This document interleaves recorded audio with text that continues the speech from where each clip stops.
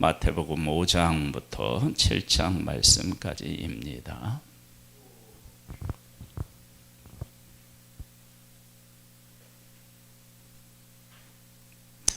마태복음 5장에서 7장입니다.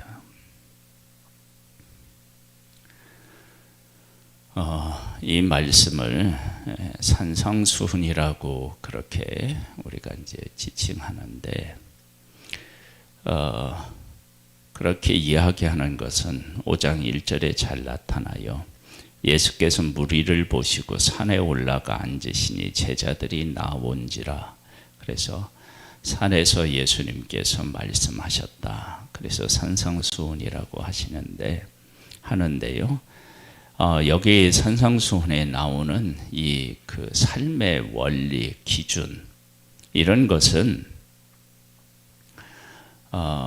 유대인들이 율법을 가지고 율법을 기준으로 해서 지금까지 살아왔던 것하고는 완전히 다른 모습을 하고 있습니다.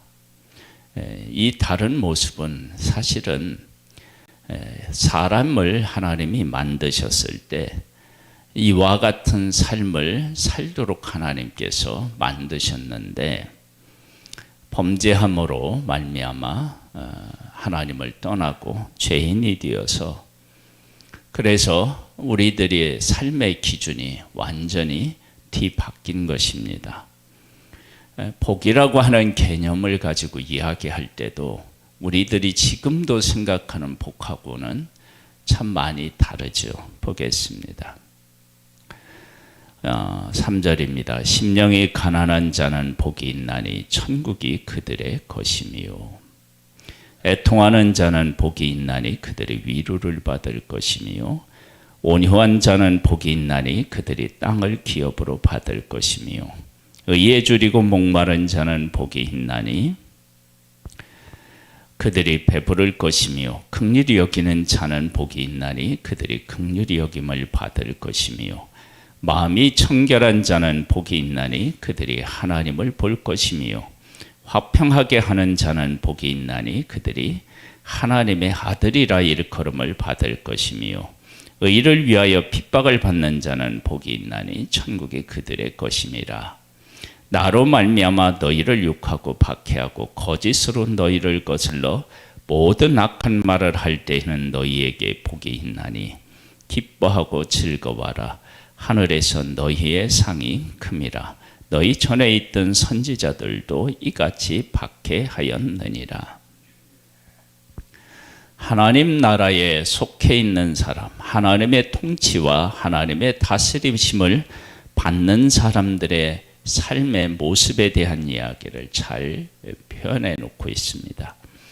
이러한 기준으로 살아가면 우리가 어떤 존재로 세상에서 우리가 어떤 존재로 존재할 수 있는지를 그 다음에 분명히 이야기하고 있습니다. 너희는 세상의 소금이니 소금이 만일 그 맛을 잃으면 무엇으로 짜게 하리요? 후에는 아무 쓸데없어 다만 밖에 버려져 사람에게 밟힐 뿐이니라. 너희는 세상의 빛이라. 산 위에 있는 동네가 숨겨지지 못할 것이요, 사람이 등불을 켜서 마라에 두지 아니하고 등경 위에 두나니 이러므로 집안 모든 사람에게 비추느니라. 이같이 너희 빛이 사람 앞에 비추게 하여 그들로 너희 착한 행실을 보고 하늘에 계신 너희 아버지께 영광을 돌리게 하라. 여기서 착한 행실은 위에서 얘기하는 팔복에 대한 것을 기준으로 해서 살아가는 것을 착한 행실이라고 합니다. 그리고 나서 유대인들이 가지고 있는 율법의 원래적인 의미에 대한 이야기를 잘 설명해 주고 있습니다. 내가 율법과 선지자를 폐하러 온 줄로 생각하지 말라. 폐하러 온 것이 아니요 완전하게 하려 함이라. 진실로 너희에게 이르노니 천지가 없어지기 전에는 율법의 1.1획도 결코 없어지지 아니하고 다 이루리라. 그러므로 누구든지 이 계명 중에 지극히 작은 것 하나라도 버리고 또 그같이 사람을 가르치는 자는 천국에서 지극히 작다 일컬음을 받을 것이요, 누구든지 일을 행하며 가르치는 자는 천국에서 크다 일컬음을 받으리라. 내가 너희에게 이르노니 너희 의가 서기관과 바리새인보다 더 낫지 못하면 결코 천국에 들어가지 못하리라. 그래서 예수님은 율법을 폐하라 하는 것이 아니라 율법을 완전하게 하려 오셨다 그러는데, 그것은 다른 말로 얘기하면 율법의 진정한 의미 그리고 가치, 목적이 무엇이냐라고 하는 것을 가르쳐 주고 있습니다. 그 다음에 이렇게 얘기해요. 옛사람에게 말한 바 살인하지 말라. 누구든지 살인하면 심판을 받게 되리라 하였다는 것을 너희가 들었으나 나는 너희에게 이르노니 형제에게 노하는 자마다 심판을 받게 되고 형제에 대하여 나가라 하는 자는 공회에 잡혀가게 되고 미라는 놈이라 하는 자는 지옥불에 들어가게 되리라. 그러므로 예물을 제단에 드리려다가 거기서 네 형제에게 원망 들을 만한 일이 있는 것이 생각나거든 예물을 제단 앞에 두고 먼저 가서 형제와 화목하고 그에 와서 예물을 드리라. 너를 고발하는 자와 함께 길에 있을 때에 급히 사화하라. 고발하는 자가 너를 재판관에게 내어주고 재판관이 옥리에게 내어줘 옥에 가둘까 염려하라. 진실로 내게 이르노니 네가 한 푼이라도 남김없이 다 갚기 전에는 결코 거기서 나오지 못하리라. 형제를 대하는 자세에 대한 이야기가 나오고요. 그 다음에는 이제 간음에 대한 이야기가 나오고, 그 다음에는 이제 맹세에 대한 이야기가 나옵니다. 그 다음에 눈은 눈으로 이는 이로 갚으라고 하였다는 것을 너희가 들었으나 나는 너희에게 이르노니 악한 자를 대적하지 말라. 누구든지 네 오른편을 치거든 왼편도 돌려대라. 그러면서 사람하고의 관계가 문제가 생겼을 때 어떻게 해야 되는지, 그 다음에 43절에 가보면은요, 네 이웃을 사랑하고 네 원수를 미워하였다는 것을 너희가 들었으나 나는 너희에게 이르노니 너희 원수를 사랑하고 박해하는 자를 위하여 기도하라. 이러면서 뭐라고 말씀하시냐면 47절에 가보면 또 너희가 너희 형제에게만 불안하면 남보다 더한 것이 무엇이냐. 이방인들도 이같이 아니하느냐. 그러므로 하늘에 계신 너희 아버지의 온전하심과 같이 너희도 온전하라. 이제 그렇게 말씀하십니다. 그러니까 율법이 추구하는 진정한 의미와 가치를 말씀하고 계셔요. 그러면서 하나님 나라를 가지고 우리의 삶에서 하는 중요한 일들이 있습니다. 첫 번째가 구제고요. 그 다음에 기도고요. 그 다음에 이제 금식이고, 그리고 하나님 나라를 위해서 우리가 중요한 것들을 하나님 앞에 드리는데, 그 드리는 문제에 이르기까지 어떻게 해야 되는지를 이야기하고 있어요. 구제를 하는 것은 어떻게 해야 되느냐. 은밀하게 해라. 은밀하게. 그러니까 오른손이 하는 것을 왼손이 모르게 하고 나팔 불지 마라. 그 다음에 그러면 은밀한 중에 계신 아버지께서 갚으신다. 그 다음에 기도할 때 어떻게 해야 되냐. 6절에 보면 너는 기도할 때 네 골방에 들어가 문을 닫고 은밀한 중에 계신 네 아버지께 기도하라. 은밀한 중에 보시는 네 아버지께서 갚으시리라. 그러면서 하나님께 기도할 것을 말씀하고 있어요. 사람에게 보이려고 하지 마라. 그러니까 우리들이 기도할 때 알게 모르게 사람을 의식하며 기도하는 일이 많다라고 하는 사실을 우리가 알 수 있습니다. 그 다음에 금식할 때는 어떻게 해야 되느냐. 16절에 보면 금식할 때에 너희는 외식하는 자들과 같이 슬픈 기색을 보이지 말라. 그들은 금식하는 것을 사람에게 보이려고 얼굴을 흉하게 하느니라.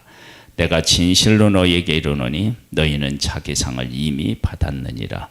너는 금식할 때 머리에 기름을 바르고 얼굴을 씻으라. 이는 금식하는 자로 사람에게 보이지 않고 오직 은밀한 중에 계신 내 아버지께 보이려 하려 함이라. 은밀한 중에 보시는 네 아버지께서 갚으시리라. 그래서 기도를 하든 금식을 하든 구제를 하든 은밀하게 하나님 앞에서 행하되 사람 앞에서 행하지 말라. 그러면 은밀한 중에 보시는 하나님이 갚으신다. 그 다음에 너희를 위하여 보물을 땅에 쌓아두지 말라. 거기는 점과 동록이 행하며 도둑이 구멍을 뚫고 도둑질 하느니라. 오직 너희를 위하여 보물을 하늘에 쌓아두라. 거기는 좀이나 동록이 해하지 못하고 도둑이 구멍을 뚫지 못하고 도둑질 하느니라. 네 보물이 있는 그곳에는 네 마음도 있느니라. 그래서 우리가 가지고 있는 소중한 것들, 그 재산을 어디를 위해서 사용하라고 말씀하시냐면 하나님 나라를 위해서 사용할 것을 우리에게 분명히 말씀하시고 하나님 나라를 위해서 이렇게 하라고 말씀하십니다. 어떻게 우리의 삶을 생각해야 되느냐? 그러면 30절로부터 보면 이렇게 나와요. 오늘 있다가 내일 아궁이에 던져지는 들풀도 하나님이 이렇게 입히시거든 하물며 너희일까 보냐. 믿음이 작은 자들아. 그러므로 염려하여 이르기를 무엇을 먹을까 무엇을 마실까 무엇을 입을까 하지 말라. 이는 다 이방인들이 구하는 것이라. 너희 하늘 아버지께서 이 모든 것이 너희에게 있어야 할 줄을 아시느니라. 그런즉 너희는 먼저 그의 나라와 그의 의를 구하라. 그리하면 이 모든 것을 너희에게 더하시리라. 그러므로 내일 일을 위하여 염려하지 말라. 내일 일은 내일 염려할 것이요 한날 괴로우면 그날에 족하니라. 하나님께서 책임지신다라고 하는 사실을 분명히 기억하고 살아야 한다. 그 다음에 사람을 대할 때 우리들에게 있게 되는 일, 그리고 하나님의 일을 행할 때 우리에게 있게 되는 일, 그리고 나서 우리가 하나님 앞에 섰을 때 어떻게 되는지, 이런 문제에 대한 얘기를 나오고 있습니다. 다루고 있어요.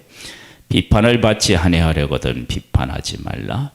너희가 비판하는 그 비판으로 너희가 비판을 받을 것이고 너희가 헤아리는 그 헤아림으로 너희도 헤아림을 받을 것이다.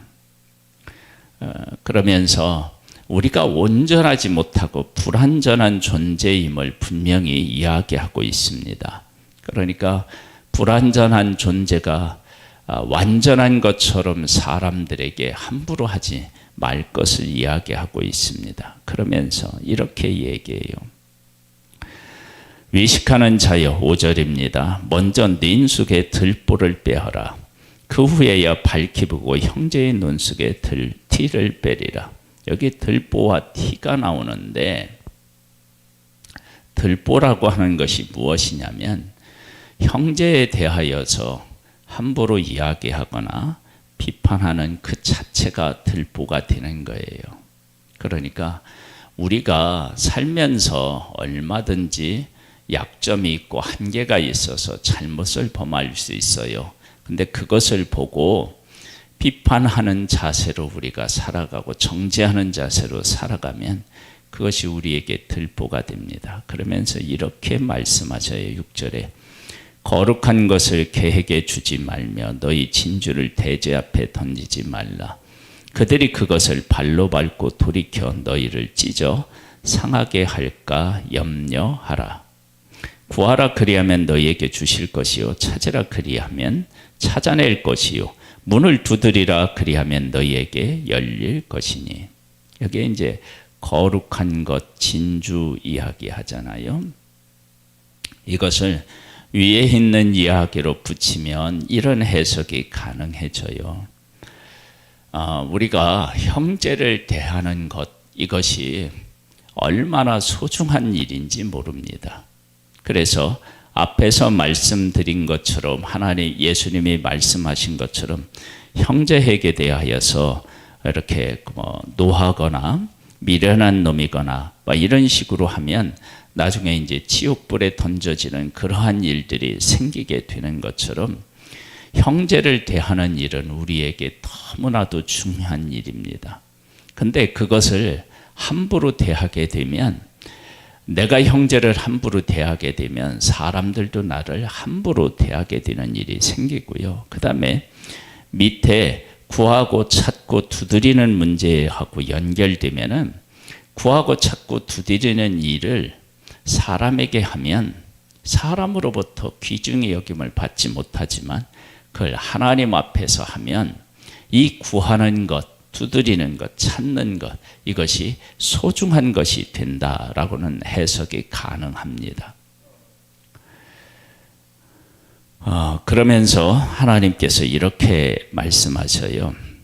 9절부터 보면은요, 너희 중에 누가 아들이 떡을 달라 하는데 돌을 주며 생선을 달라 하는데 뱀을 줄 사람이 있겠느냐? 너희가 악한 자라도 좋은 것으로 자식에게 줄 줄 알거든. 하물며 하늘에 계신 너희 아버지께서 구하는 자에게 좋은 것으로 주시지 않겠느냐?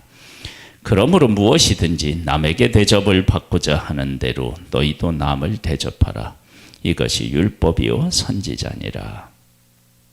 그래서 우리의 삶은 대접을 받고자 하는 대로 대접하는 것입니다. 그러면서 우리들의 삶이 그렇게 살아가면 어떤 삶이 되느냐? 좁은 문으로 들어가라. 멸망으로 인도하는 문은 크고 그 길은 넓어 그리로 들어가는 자가 많고, 생명으로 인도하는 문은 좁고 그 길이 협착하여 찾는 자가 적음이니라. 이러한 하늘나라의 법칙과 원리를 가지고 살아가는 삶은 넓은 길이 아니고 좁은 길입니다. 그러니까 사람이 인정해 주지 않는다는 거예요. 그런데 뭐냐면 생명으로 인도하는 하나님의 말씀을 따라 살아가면 생명의 길로 살아가는 것이다, 가는 것이다 라고 하는 것을 우리에게 말씀하시고, 이렇게 너희들이 살 수밖에 없는 이유에 대한 이야기를 15절부터 이렇게 말씀하셔요. 뭐라고 말씀하시냐면요, 16절에 보면 이렇게 나와요. 그들의 열매로 그들을 알지니 가시나무에서 포도를 또는 엉겅퀴에서 무화과를 따겠느냐? 이와 같이 좋은 나무마다 아름다운 열매를 맺고 못된 나무가 나쁜 열매를 맺나니, 좋은 나무가 나쁜 열매를 맺을 수 없고 못된 나무가 아름다운 열매를 맺을 수 없느니라. 즉 우리가 하나님에게 속한 사람이라면 하나님에게 속한 열매를 맺을 수밖에 없다. 그런데 우리가 맺는 것이 그것이 아니다. 그러면 우리 자신을 돌아보면서 내가 하나님의 안에 있는데 이렇게 이중적인 것이 있다. 그러면 나에게 큰 문제가 있구나라고 하는 사실을 깨달아 알아야 됩니다. 그러면서 24절에 가보면 이런 말씀이 나옵니다. 그러므로 누구든지 나의 이 말을 듣고 행하는 자는 그 집을 반석에 지은 지혜로운 사람 같으리니, 비가 내리고 창수가 나고 바람이 불어 그 집에 부딪히되 무너지지 아니하나니, 이는 주추를 반석 위에 놓은 까닭이요. 나의 이 말을 듣고 행하지 아니하는 자는 그 집을 모래 위에 지은 어리석은 사람 같으리니, 비가 내리고 창수가 나고 바람이 불어 그 집에 부딪히매 무너져 그 무너짐이 심하리라. 그러니까 우리가 하나님의 말씀을 따라 살아가면 어떤 일이 있어도 흔들리지 아니하는 그런 견고한 반석 위에 지은 집같이 서 있을 것이고, 만일 그렇게 살아가지 않으면 하루아침에 무너지는 모래 위에 지은 집과 같다. 예수님은 메시아이십니다. 구약의 예언되신 메시아. 그분이 우리를 만드셨고, 그리고 최초의 그 법, 선악을 알게 하는 나무의 열매를 먹지 말라, 먹는 날에는 반드시 죽으리라. 그 법도 사실은 예수님이 우리에게 허락하신 그런 법칙입니다. 그러면서 우리들이 하나님이 우리를 만드실 때 어떻게 살아가는 것이 복이 있는 것인지, 그리고 제약된 이 땅에서도 어떻게 살아야 되는지에 대한 이야기가 5장에서 7장까지 산상수훈에 기록해 놓고 있습니다. 그러면서 우리에게 이렇게 말씀하십니다. 그 나무로 열매를 안다. 그 나무로 열매를 안다. 그래서 우리가 하나님에게 속한 사람이라면 하나님의 나라의 지배를 받고 그 하나님 나라의 열매를 맺는 존재로 이 땅에서 살게 된다. 우리가 그런 존재임을 기억하고 오늘도 하나님 안에서 하나님의 기쁨이 되는 복된 자들 되기를, 그래서 어떤 일이 일어나도 결코 무너지지 않는 반석에 세운 집처럼 그렇게 복되게 승리하시기를 주님의 이름으로 축복합니다. 하나님 아버지, 오늘도 우리를 사랑하셔서 귀한 자리에 있게 하시고 하나님의 말씀을 듣고 우리가 하나님에 속한 사람임을 다시 한번 이렇게 고백할 수 있게 하시고 우리의 부족한 부분을 또한 깨닫게 하심을 감사드립니다. 정말로 우리가 하나님에게 속한 사람으로서 열매가 있는 복된 삶이 되기를 소망합니다. 오늘도 하나님의 성령으로 우리와 함께 해주시고 이끌어 주옵소서. 예수님의 이름으로 기도드립니다. 아멘. 하늘에 계신 우리 아버지여, 이름이 거룩히 여김을 받으시오며 나라에 임하옵시며 뜻이 하늘에서 이룬 것 같이 땅에서도 이루어지리이다. 오늘날 우리에게 일용할 양식을 주옵시고 우리가 우리에게 죄 지은 자를 사하여 준 것 같이 우리 죄를 사하여 주옵시고 우리를 시험에 들게 하지 마옵시고 다만 악에서 구하옵소서. 대개 나라와 권세와 영광이 아버지께 영원히 있사옵나이다. 아멘.